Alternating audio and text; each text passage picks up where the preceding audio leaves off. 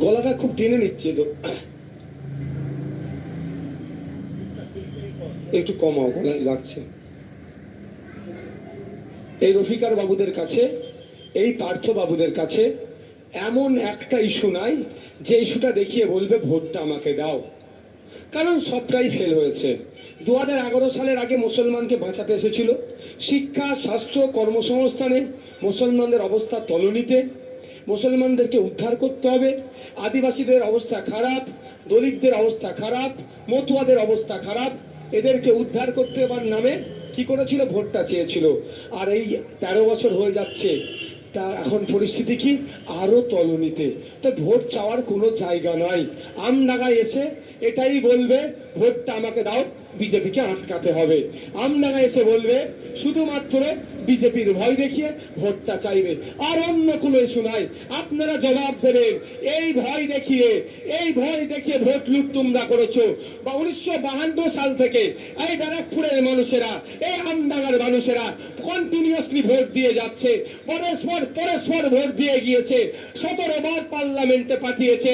আমডাঙ্গার কৃষক থেকে শুরু করে এই ব্যারাকপুরের আপনার শ্রমজীবী মানুষ থেকে শুরু করে, ডেরাবার থেকে শুরু করে, চট শিল্পে, বস্ত্র শিল্পের সাথে যারা যুক্ত আছে সেখান থেকে শুরু করে, তাদের মিনিমাম ওয়েজেস ঠিকঠাক করে পাচ্ছে না, কৃষকরা তাদের অধিকার পাচ্ছে না। কিন্তু ভোট আসছে, ভোট যাচ্ছে, বাবুরা নেতা হয়ে দিল্লি যাচ্ছে, আর দিল্লি থেকে আসছে, সাধারণ মানুষ লাভবান হচ্ছে না। 17 বার এমপি করে আপনারা পার্লামেন্টে পাঠিয়েছেন। আপনারা মানে আপনার দাদু 1952 সাল থেকে ভোট দিয়ে পার্লামেন্টে পাঠাচ্ছেন এই ব্যারাকপুরের মানুষেরা, আমডাঙ্গার মানুষেরা। কারণটা কি?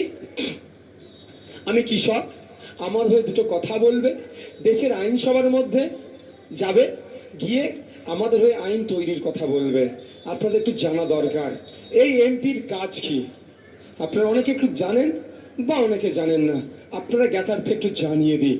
একটা এমপির কাজ হচ্ছে, সর্বপ্রথম কাজ হচ্ছে এই ব্যারাকপুর লোকসভার মধ্যে টোটাল এলাকার কি সমস্যাগুলো আছে সেইগুলোকে চিহ্নিত করা। সেগুলোকে চিহ্নিত করে পার্লামেন্টে গিয়ে যেই সরকারে থাকুক না কেন, যেই বিরোধীতে থাকুক না কেন, স্পিকার স্যারের মাধ্যমে কনসার্ন ডিপার্টমেন্টাল মিনিস্টারকে জানানো। যেমন আগামী দিনে পার্লামেন্টে গিয়ে সর্বপ্রথম জামির ভাইয়ের কাজ কি হবে?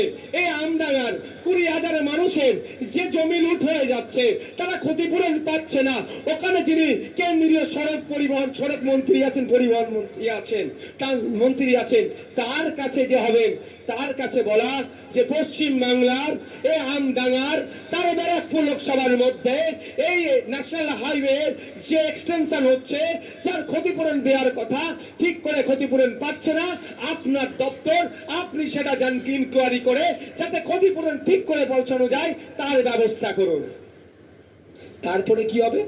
মন্ত্রীর কাজ হবে এটা শুনে তার ডিপার্টমেন্টাল অফিসারের মাধ্যমে, যদি ডিএম এখানকার ডিএম টাকা খেয়ে থাকে, এসডিও টাকা খেয়ে থাকে, বিডিও টাকা খেয়ে থাকে, এমএলএ টাকা খেয়ে থাকে, পঞ্চায়েতের প্রধান টাকা খেয়ে থাকে, এটা তদন্ত করবে এবং সব কটার ঘাড় ধরে জেলের ভাত খাওয়াবে। পশ্চিমবাংলা প্রেসিডেন্সি জেল, না হলে তিহার জেলে তুলে নিয়ে গিয়ে অনুব্রতর মতো ভাত খাওয়াবে।